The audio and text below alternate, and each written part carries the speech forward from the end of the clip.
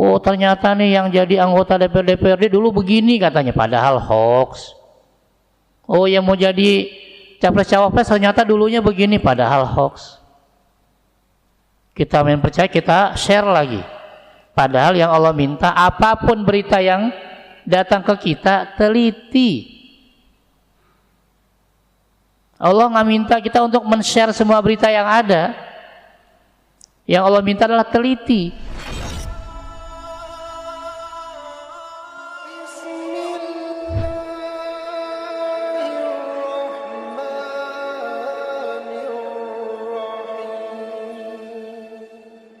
Tes. Terima kasih. Assalamualaikum warahmatullahi wabarakatuh.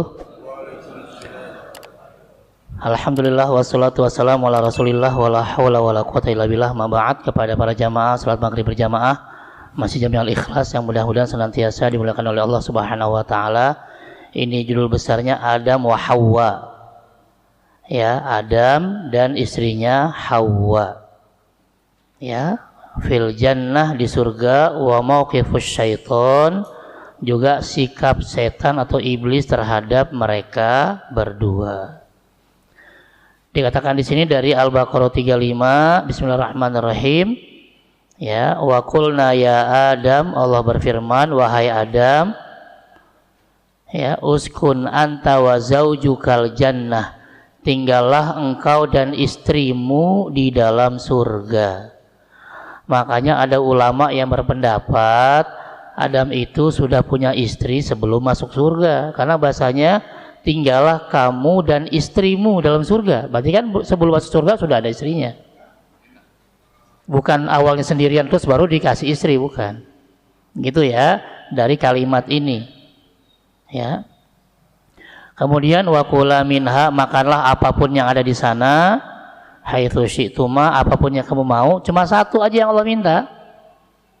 Wala taqraba hadhihi syajarah, jangan dekati pohon ini. Ya, tapi nanti ulama beda pendapat lagi, pohon yang mana, jangan dikaitkan dengan pilkada ya. Wah, yang pohon nggak boleh, bukan. Ya, jangan, ini pohon yang di sorga. Ya, wala taqraba hadhihi syajarah fatakuna minadh dhalimin. Jadi dari sekian banyak kenikmatan surga cuma satu doang larangannya saat itu. Ya, cuma satu saja. Dan ulama lagi-lagi beda pendapat pohonnya pohon yang mana. Tapi akhirnya Imam Qurtubi mengatakan udah nggak usah dipikirin pohonnya, pokoknya pohon udah. Dan kita kan juga nggak tahu, orang di sono bukan di sini. Ya kan, kalau di sini kelihatan pohonnya kayak apa. Gitu ya. Pokoknya jangan dekati, nanti kamu masuk orang yang zalim. Tapi ternyata setan, iblis, lagi-lagi ya itulah kerjaannya. Fa'azallahumas syaiton. Ya, setan di sini maksudnya iblis ya. Fa'azallahumas syaiton. Iblis memperdayakan Adam dan istrinya. Kemudian fa'akhrajahuma mimma kana fi. Lalu Allah keluarkan mereka berdua karena tadi sudah melanggar larangannya. Ya. Apa kata Allah? Turunlah kamu, sebagian kamu menjadi musuh bagi yang lain. Ya. Jadi buat kita manusia jelas musuh utamanya adalah iblis. Jangan sampai jadi temannya iblis. Ya. Karena sudah diusir semua, akhirnya semuanya baik Nabi Adam, istrinya Siti Hawa maupun iblis semua tinggal di bumi. Ya, cuma satu masalahnya, karena melanggar larangan Allah. Jadi hati-hati. Kira-kira sudah berapa banyak nih larangan yang sudah kita langgar? Yang satu aja bisa diusir dari surga, apalagi yang banyak. Jadi jangan menyepelekan larangan Allah. Kalau Allah bilang udah judi haram, udah nggak usah main judi. Enggak, ini bukan judi Ustaz, ini slot. Ya apa bedanya? Bedanya yang ini kan pakai HP.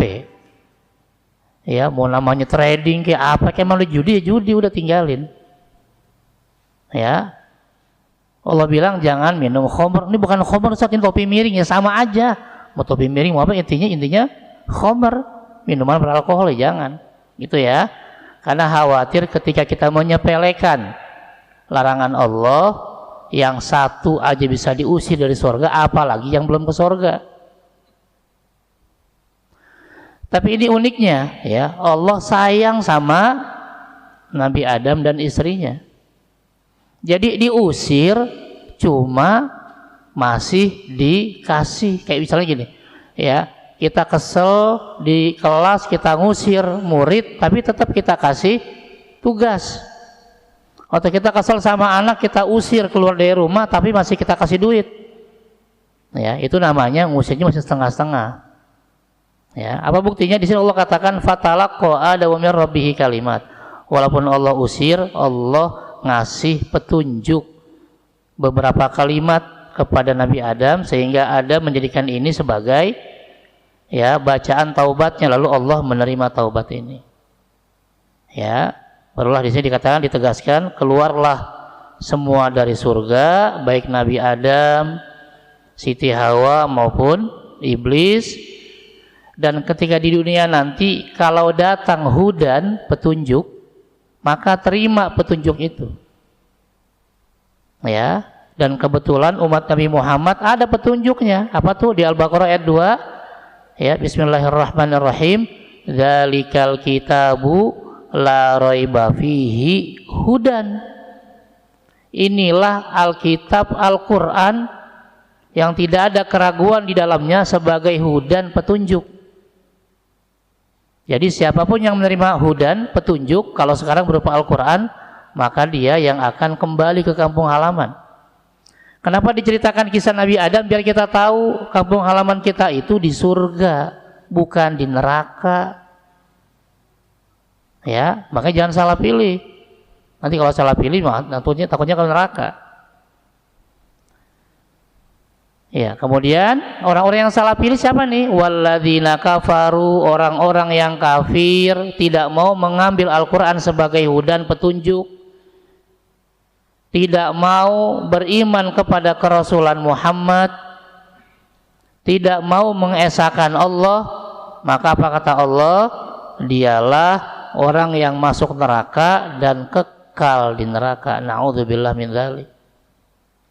Ya, ini pengingat buat kita semua, jangan macam-macam dengan larangan Allah. Itu ya. Ini tadi judulnya, Nabi Adam alaihissalam, Siti Hawa di surga, dan bagaimana sikap iblis terhadap keduanya. Apa kaitan ayat ini dengan yang sebelumnya? Dikatakan tastamirul ayat fi bayan anwa'it takrim alillahil insan wa hadha takrim huna wal maqam fil jannah.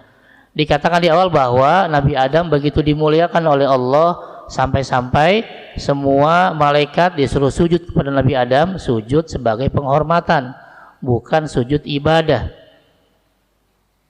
Lalu tadi kemuliaan yang berikutnya adalah ya, Adam dan istrinya disuruh tinggal di surga. Ya, di sini wadhkur ya Muhammad liqaumika, ingatkan hai Muhammad kepada kaummu, bukan kaumun ya. Ya, annallaha ta'ala amara Adam wa zaujahu bisuknal jannah, bahwa Allah telah memerintahkan kepada Nabi Adam alaihissalam dan istrinya untuk tinggal di surga. Wa tamattu biha fi ya wa tamattu bima fiha haitsu syaa, menikmati semua fasilitas yang di surga, wal aklu minha aklan hani'an la ana fi awasi'an la haddalahu, bebas untuk makan apapun, nggak ada pantangan, cuma satu pantangannya, wa nahahuma, Allah hanya melarang untuk makan dari satu pohon itu yang kita kenal sebagai katanya buah khuldi, padahal bukan khuldi ya. Khuldi itu sifatnya aja, namanya memang tidak dijelaskan. Fal aklu minha zulmun li anfusihima, berani makan buah di pohon itu berarti dia sudah melakukan kezoliman kepada Allah. Udah tegas tuh di awal ya, silahkan ya nikmati semua fasilitas, tapi jangan dekati pohon ini. Ya, kan sederhana sebenarnya ya, tapi yang namanya takdir mau diapain lagi. Jangan marah sama Nabi Adam, gara-gara Nabi Adam nih Coba kalau Nabi Adam nggak makan buah itu kan, kita masih di surga. Ya nggak juga. Emang takdirnya udah di sini. Ya, iya. Itu skenario mau diapain lagi? Ya, nggak juga. Tetapi kita bakal di sini mau gimana pun caranya. Lagi-lagi walakin nasyaiton, ya, aduwahuma azallahuma anha, tapi setan musuh manusia. Ya, setan di sini iblis maksudnya ya. Azallahuma anha, memperdayakan Adam dan istrinya. Fa akhrajahuma min dzalikan na'im, sehingga Allah keluarkan Adam dan istrinya dari semua kenikmatan tadi, ya, setelah setan berhasil menggoda dan menyesatkan dengan makan dari, ya, buah terlarang tadi. Sebagaimana terekam dalam firman-Nya ini di surat Al-A'raf surat 7 ayat 20. Bismillahirrahmanirrahim. Fawaswasa lahumas syaiton. Setan memberikan was-was. Sama kayak di An-Nas ya. Ya, alladzi yuwaswisu fi sudurin nas tuh. Itu kerjanya setan, bikin was-was, bikin enggak tenang. Ya, godain terus. Yang jadi masalah kitanya mau digoda lagi. Kalau nggak digoda kan aman sebenarnya. Tapi lagi-lagi inilah. Ya, fawaswasalahuma syaiton liyubdiyalahuma ma wuriya anhuma min sawatihima wa qala ma nahakuma rabbukuma an hadhihi syajarah illa an takuna malakaini aw takuna minal khalidin. Kemudian setan iblis membisikkan pikiran jahat kepada Nabi Adam dan istrinya Siti Hawa agar menampakkan aurat mereka. Nih hati-hati. Ya, jadi orang-orang yang menampakkan aurat sebenarnya dia sudah termakan rayuan setan. Ya, jadi jangan mengatakan bahwa menampakkan aurat itu wah ini simbol kemodernan. Nah, inilah ya manusia-manusia kekinian. Itu ya, makin modern makin sempit pakaiannya. Jangan. Kalau makin modern makin sempit pakaiannya berarti maaf orang Papua paling modern itu. Nggak ada pakaiannya. Atau bahkan mungkin yang di kebun binatang Ragunan lebih modern dari kita karena nggak berpakaian. Jadi Allah ingatkan, ya, justru di surga saja disuruh nutup aurat. Ya, tapi ketika mereka melanggar maka pakaian surganya pun jadi lepas agar mereka menampakkan auratnya. Ya, jadi hati-hati, ini diantara godaan setan, senangnya menampakkan aurat. Jangan sampai nanti kita lagi sholat tapi dosanya masih ada. Kita lagi zikir dosanya tetap jalan. Kenapa? Aurat kita sampai di sosmed. Di sini mah rapi. Ya, tapi di sosmed waduh, terutama perempuan kan yang rambutnya kelihatan. Dilihat di sosmed ya auratnya. Setiap orang yang melihat berarti dapat dosanya itu. Ya. Jadi hati-hati tentang aurat, jangan sampai ketika kita memang tadi mengupload foto atau apapun auratnya terlihat. Karena ketika ada orang yang melihat aurat kita, sama saja kita sudah menambahkan satu dosa. Ya. Yang selama ini tertutup. Jadi nggak usah ngotak-atik biar kelihatan six pack potet, nggak usah. Ya. Dan apa kata setan? Tuhanmu hanya melarang kamu berdua mendekati pohon ini agar kamu berdua tidak menjadi malaikat. Nih, hati-hati, setan itu cara pertama untuk menggoda manusia apa? Dengan membikin hoax. Ya, jadi kata malaikat, kalau kamu makan buah ini kamu akan berubah. Jadi apa kata setan? Ya, kata iblis kepada Nabi Adam dan Siti Hawa, kalau kamu makan buah ini kamu akan berubah jadi malaikat. Seandainya nggak menjadi malaikat, kamu akan menjadi manusia yang kekal di surga. Karena itu bicara yang kekal-kekal pasti rame. Ya, semua orang takut sama mati, pengennya hidup terus. Padahal juga hidup makin lama kan nggak enak ya. Gigi pada copot, ya, pendengaran kurang, mata nggak awas, jalan juga udah gemeteran, ya udah nggak bisa. Ya, nggak mempan dengan godaan tadi. Wa qasamahuma di ayat 21-nya. Iblis bersumpah, inni lakuma laminan nasihin. Ya, kepada Nabi Adam dan Siti Hawa, sungguh aku ini benar-benar termasuk para penasehatmu. Jadi kalau nggak mempan dengan hoax, maka godaan setan biasanya dengan sumpah. Demi Allah dah, gitu kan? Gue bener nih, padahal udah bohong, bawa-bawa Allah lagi. Makanya kata Gus Baha, ya, nanti silakan dicek itu, beliau mengatakan, kenapa Nabi Adam dan Siti Hawa tergoda oleh iblis? Karena iblis bersumpah demi Allah. Ya.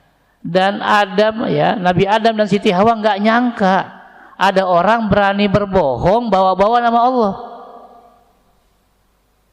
Ya, awalnya kan cuma bilang, ya, kalau kamu makan di buah di pohon ini, kamu jadi malaikat atau jadi kekal di surga. Nggak mempan. Maka iblis melancarkan yang berikutnya apa? Demi Allah, saya ini benar ngomongnya. Nah, ketika ada kata-kata demi Allah, itulah akhirnya Adam dan Hawa jadi lupa dengan pesan Allah. Oh, ini jangan-jangan ada ini nih, ada apa namanya, ada undang-undang baru nih, gitu ya, yang tadinya nggak bisa jadi cawapres jadi bisa misalnya kan, barangkali.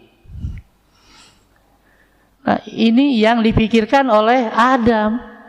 Jangan-jangan iblis bawa pesan baru nih, tadinya dilarang, ya, makan buah yang di pohon ini, tapi kan iblis mengatakan demi Allah, siapapun yang makan buah di pohon ini, dia jadi malaikat atau dia akan menjadi kekal di surga.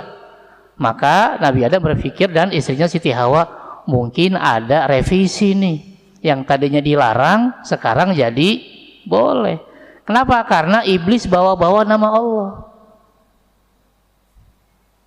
Ya, akhirnya mereka berdua makan. Gitu ya, mentoknya ketika sumpah. Dan sekarang banyak sekali orang bersumpah, makanya hati-hati.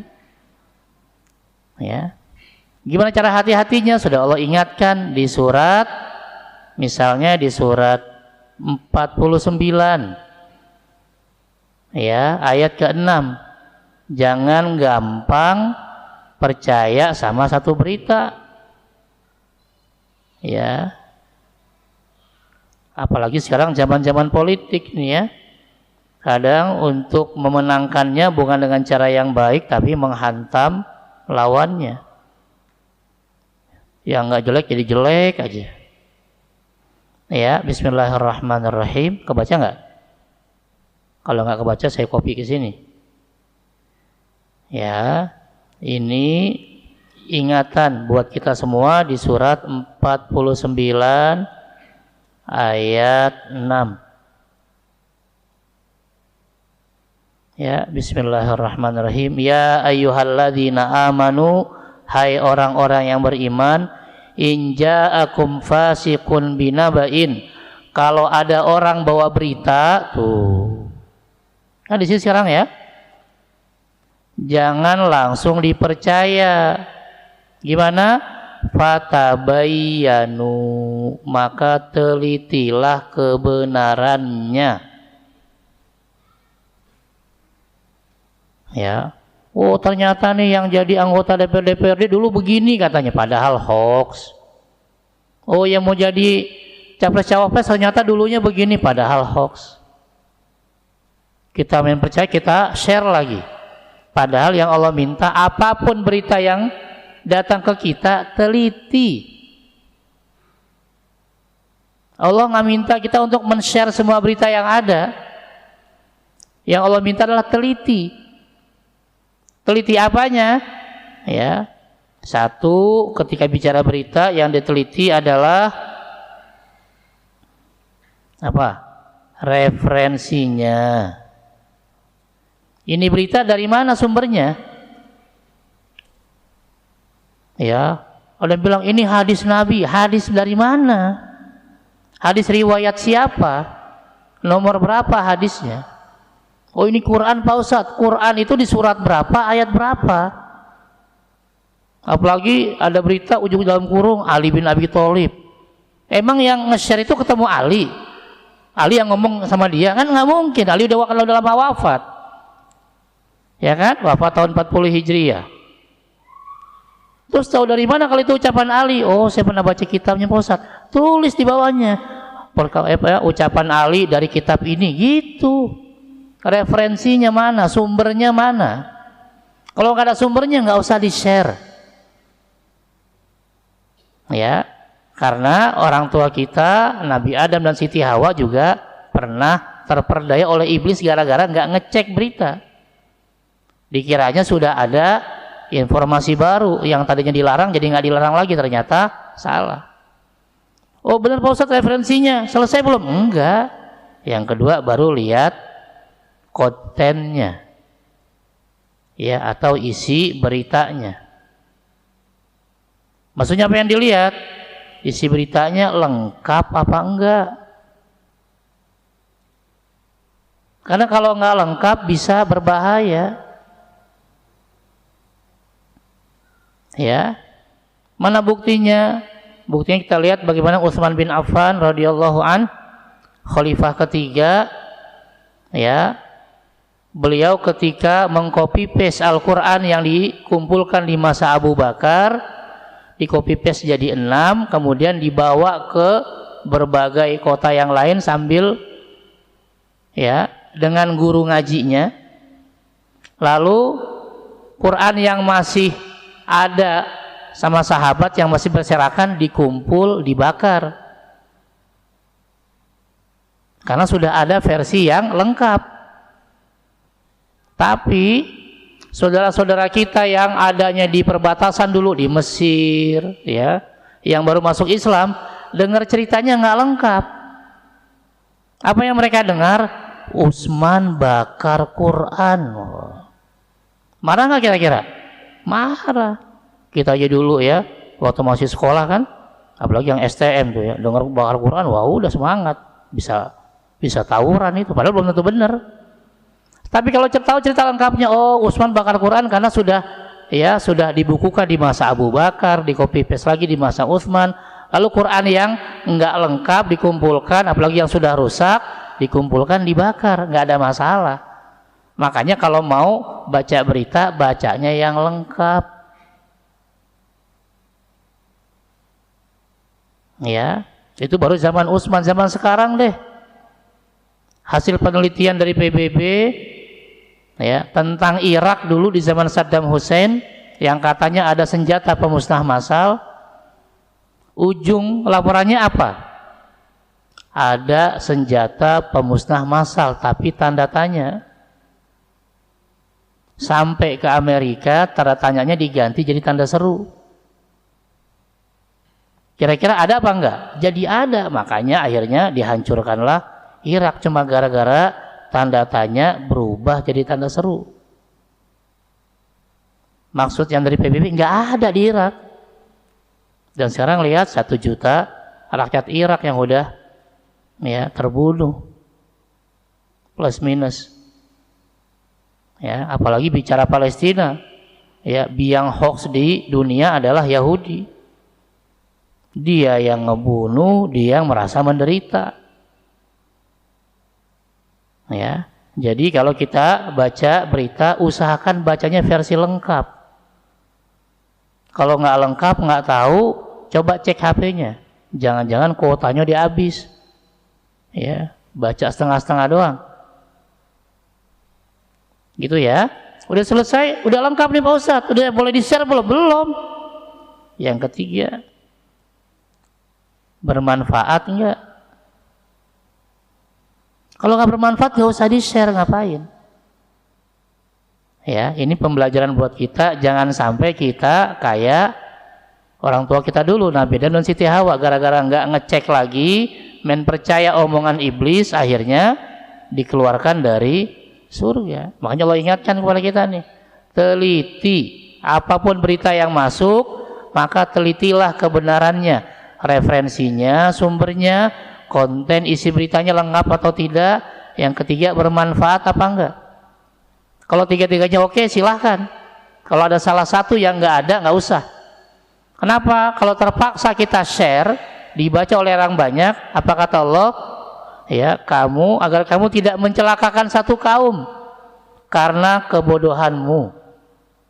Antusibu qauman bijahalah, gara-gara kita main share-share aja, nggak kita cek lagi tiga yang tadi, sumbernya, kelengkapan ceritanya maupun manfaatnya, yang ada malah jadi kecelakaan bagi satu kaum.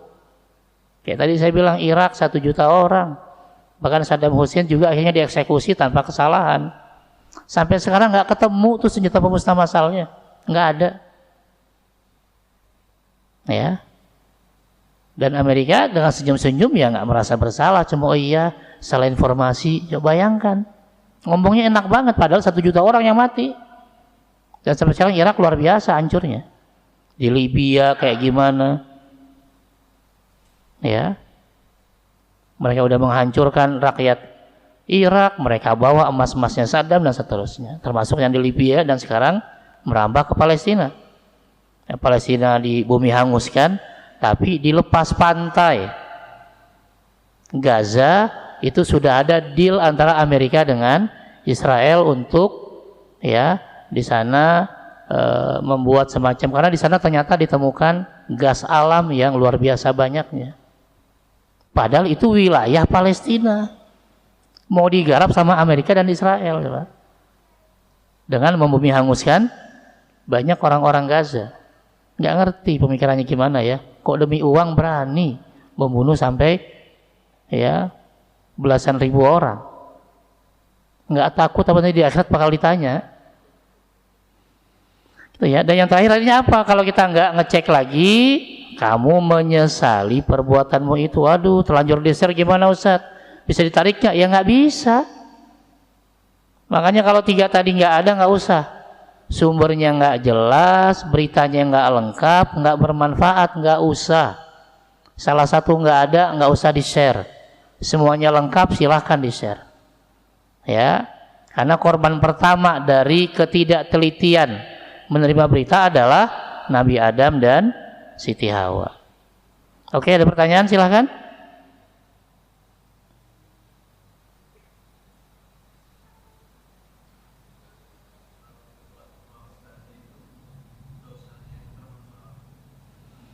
Ya, yang bikin hoax gimana dosanya? Ya tergantung nanti hoaxnya seperti apa.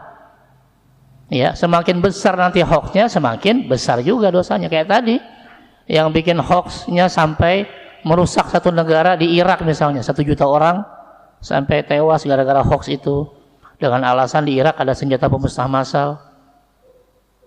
Ya tinggal dilihat akibatnya, 1 juta orang yang terbunuh, tinggal dosanya kayak apa. Padahal di antara dosa besar adalah membunuh orang tanpa alasan yang jelas. Ya, jadi bukan lihat hoaxnya, efeknya seperti apa. Semakin besar efeknya, semakin besar dosanya. Maka dikatakan di sini, hoax yang kita timbulkan hati-hati. Yang jelas mencelakakan suatu kaum karena kebodohan kita. Apa bodohnya? Nggak mau ngecek. Dan ujung-ujungnya apa? Kita nyesel. Nyeselnya kenapa? 2 kali. Nyesel di dunia nggak bisa ditarik beritanya, nyesel di akhirat kita kena dosanya. Ya kan 2 kali nyeselnya. Ya, jadi sejauh mana efeknya? Ya tergantung nanti efeknya seperti apa. Semakin merusak hoax tadi, ya semakin besar dosanya. Gitu ya. Jadi hati-hati, jangan menggampangkan hoax. Ya, jadi biar aman sudah nggak apa-apa. Semua yang nge-share sampai ke HP kita udah kita diemin aja, nggak usah di-share balik. Kalau 3 hal ini tidak ada, ya. Oke, ada yang lain?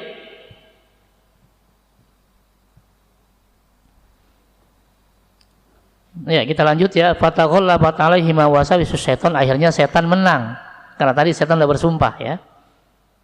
Wa kharaja minal jannah ilal ardi, akhirnya Nabi Adam dan istrinya Siti Hawa keluar dari surga ya, kemudian pindah ke bumi, dan akhirnya waqad nasya'atil adawah bainal bashar wasyaiton. Dimulailah permusuhan abadi antara setan iblis dengan manusia. Jadi jangan sampai kita jadi orang yang malah berteman dengan iblis. Ya. Ditegaskan lagi, iblis pun jadi musuh Adam istrinya dan juga musuh bagi kita semua. Ya. Maka berhati-hatilah terhadap godaan dan tipuan setan. Ditekankan di surat Fatir, surat 35 ya, sebelum surat Yasin ayat 6, bismillahirrahmanirrahim. Innasyaitona lakum aduwwun. Sungguh setan itu musuh kita semua. Fattakhidhuhu aduwa. Maka perlakukanlah setan sebagai musuh. Ya, jangan bikin setan malah jadi teman kita. Emang ada yang berteman dengan setan? Ada. Ya, nanti kita jelaskan setelah ayat ini. Ya, innama yad'u hizbahu liyakunu min ashabis sa'ir. Karena sungguh setan itu akan mengajak golongannya menjadi penghuni neraka yang menyala-nyala. Bagaimana orang bisa menjadikan setan sebagai temannya? Dijelaskan di surat 43. Ya, bismillahirrahmanirrahim. Wa man ya'shu an dzikrir rahman, kata Allah ya, nuqayyid lahu syaitonan. Kita ambil terjemahnya, fahuwa lahu qarid. Kata Allah, siapa yang menjauh 43 ayat 36. Ada manusia yang senang berteman dengan setan. Bismillahirrahmanirrahim. Wa man ya'shu an dzikrir rahman. Siapa saja yang berpaling, siapa saja yang menjauh dari apa? Dari Al-Qur'an. Ya, orang yang tidak mau berteman sama Quran, menjauh dari Quran, nggak mau baca Quran, nggak mau dengerin Quran, nggak mau ikut kajian Quran, nggak mau mengamalkan Quran, apa kata Allah? Maka Allah biarkan setan menyesatkannya, dan setan akan menjadi teman karibnya. Ya, jadi di ayat ini Allah memberikan pilihan, mau berteman dengan Quran atau berteman sama setan. Ya, nggak ada pilihan ketiga. Kalau kita menjauh dari Quran, ya udah, berarti kita mendekat sama setan. Tapi kalau kita dekat sama Quran, mau dengerin, mau baca, ya, mau nyimak, mau mengkaji isinya, mau mengamalkan, mau mengajarkan, maka insya Allah setan yang menjauh. Ya, di sini Allah katakan Allah biarkan setan menyesatkannya, dan setan menjadi teman karibnya, teman akrab, jadi soulmate, kemana-mana ya bareng sama setan. Siapa? Orang yang berpaling dari Al-Quran. Bukan kata saya, ini kata Allah di surat 43 ayat 36. Wa may ya'shu an dzikrir rahman, barang siapa berpaling menjauh dari Quran, nuqayyid lahu syaitonan, Allah biarkan dia disesatkan oleh setan. Fahuwa lahu qarin, dan setan akan jadi teman akrabnya. Ya, pilih mana? Mau bersahabat sama Quran atau sama setan? Ah, sama setan aja Ustaz misalnya. Emang kenapa sih? Allah jelaskan berikutnya, nggak apa-apa, kan ada gitu zaman sekarang yang nyeleneh aja bocah ya. Wah, emang kenapa sih kalau teman sama setan, kan keren katanya ya. Katanya.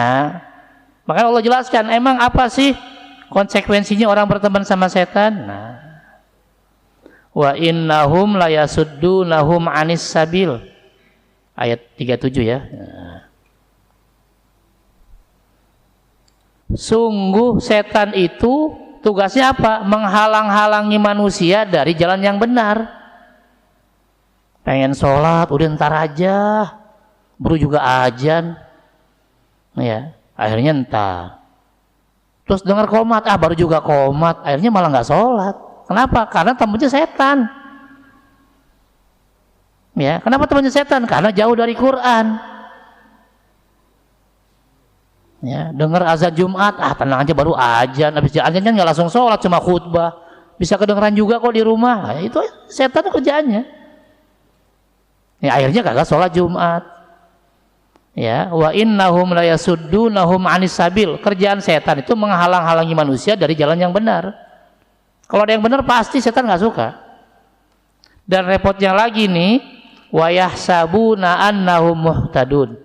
Manusia yang sedang disesatkan oleh setan, manusia ini menyangka bahwa mereka lah yang mendapat petunjuk. Sedang sesat tapi merasa paling benar. Ya, makanya ada juga orang yang ngaji tapi ujung-ujungnya cuma pengajian saya yang benar. Di luar saya sesat, di luar saya neraka. Wah, ini bahaya juga. Merasa paling benar. Ya, nggak boleh begitu. Ya, karena yang benar itu cuma Nabi. Selain Nabi pasti punya kesalahan. Ya, kalau emang ada yang yang beda pendapat, ayo duduk diskusi bareng. Salahnya di mana, kurangnya di mana. Ya, bukan malah ujuk-ujuk jangan ngaji sama dia begini, jangan. Belum tentu juga ngaji sama kita benar. Ya. Gitu ya, ini ya. Kalau orang mau berteman sama setan, yang pasti tugas setan menghalang-halangi dari jalan yang benar. Itu yang pertama. Dan yang kedua, orang yang sesat menganggap bahwa mereka sedang mendapat petunjuk. Ya, ini na'udzubillah min dzalik. Nanti tahu aja begitu di akhirat, loh kok kenapa saya jadi dianggap sesat? Ya ternyata dia berteman sama setan. Ya. Jadi gimana caranya biar kita aman? Kita mendekat dan berteman dengan Al-Quran. Ya, kalau masih maksa menjauh dari Quran, ya siap-siap temannya setan. Udah itu aja. Pilihannya cuma dua.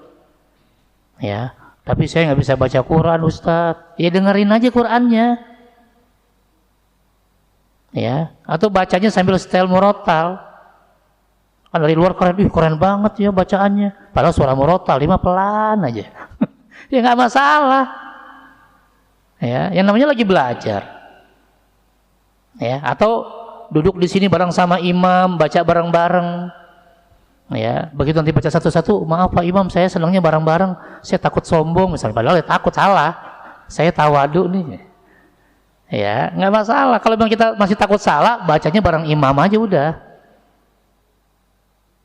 Ya, dan nanti pengajar Quran jangan maksa harus baca, nggak boleh baca rame-rame, jangan. Orang lagi mau ngaji, dia maunya rame-rame, ya udah dipaksa baca sekali, besok nggak ngaji lagi. Kenapa? Salah melulu, baca udzubillah salah, baca bismillah ya baru belajar. Makanya biar aman jangan satu-satu baca aja, bareng-bareng aja udah. Ya, kalau perlu nanti pengajarnya, imamnya kasih mic biar dia kenceng, kita pelan aja bacanya. Jadi kan nggak ketahuan. Iya, ya. Kenapa? Dengan begitu pun kita sudah jadi teman sama Quran. Kalau sudah berteman sama Quran, di akhirat Al-Quran akan memberikan syafaat kepada kita. Tuh. Ya, apa tuh syafaat? Pertolongan di akhirat. Yang tadinya harusnya mampir ke neraka, bisa diputihkan langsung ke surga. Amin ya rabbal alamin. Ya, makanya ya selain kita beramal soleh, cari syafaat sebanyak mungkin. Syafaat dari Rasul, banyak sholawat. Syafaat dari Quran, banyak ngaji, banyak ikut pengajian. Ya, syukur-syukur dapat double, dari Nabi dapat, dari Quran dapat ya. Iya. Karena kalau ngandelin amalan kita, aduh, ya. Kita kan amalannya kan kebanyakan minimalis ya. Iya kan? Iya. Begitu tadi imam baca panjang, ya panjang amat dan. Begitu rakaat kedua, nah juz amma nih baru enak nih. Pas nih. Iya. Coba tarawih, pilih mana? 11 apa 23? Jujur. 11. Ya kan? Kita pasti milihnya minimalis. Pilih yang lambat apa yang cepat imamnya? Cepat. Yang bacanya Al-Baqarah apa juz amma? Juz amma. Juz ammanya An-Naba apa Takasur? Takasur. Rakaat keduanya kulhu apa yang panjang? Kulhu. Udah ketahuan. Kita kalau ibadah tuh pasti minimalis. Makanya biar kita juga nyaman nanti di akhirat, cari syafaat yang banyak. Banyakin sholawat, belajar tentang sejarah Nabi. Ya, banyak tadi dekat sama Quran biar dapat syafaat dari Quran juga. Berteman dengan orang-orang soleh biar kalau kita ternyata mampir ke neraka, nanti teman kita yang akan memberikan syafaat pada kita, minta dia sama Allah, ya Allah, si fulan tuh bareng ngaji sama saya, tolong jangan di neraka ya Allah. Ya, banyak jalur syafaat. Ya. Apa tuh syafaat? Ordam, itu orang dalam gitu ya. Tapi orang dalam tadi ya, karena pertolongan tadi bisa dari Nabi, bisa dari Quran, bisa dari orang-orang soleh. Gitu ya. Atau ke Pak Soleh boleh, tapi minta sama Pak Soleh ya. Gitu ya, ini pengingat, jangan sampai kasus orang tua kita dulu, Nabi Adam dan Siti Hawa kena ke kita, gara-gara kita nggak teliti ketika menerima satu berita. Ya. Monggo ada pertanyaan silakan. Bapak, adem aja pertanyaan.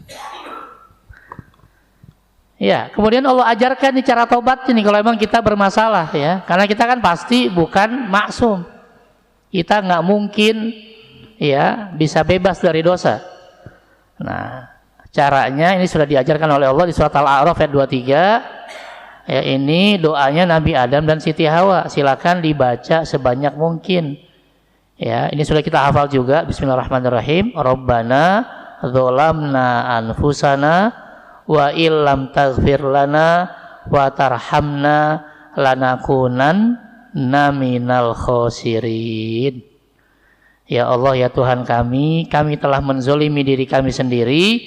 Jika Engkau tidak mengampuni kami dan memberi rahmat pada kami, niscaya kami termasuk orang-orang yang rugi. Ini salah satu doa kita untuk bertaubat kepada Allah. Di surat 7 ayat 23. Ketika Nabi Adam dan Siti Hawa baca doa ini, Allah terima taubatnya. Mudah-mudahan ketika kita juga baca doa ini, Allah terima taubat kita. Amin ya rabbal alamin. Ya, karena sudah bel ya, kita tutup kajian kita dengan baca hamdalah. Ya, alhamdulillahirabbil alamin. Saya kembalikan ke moderator. Terima kasih. Assalamualaikum warahmatullahi wabarakatuh.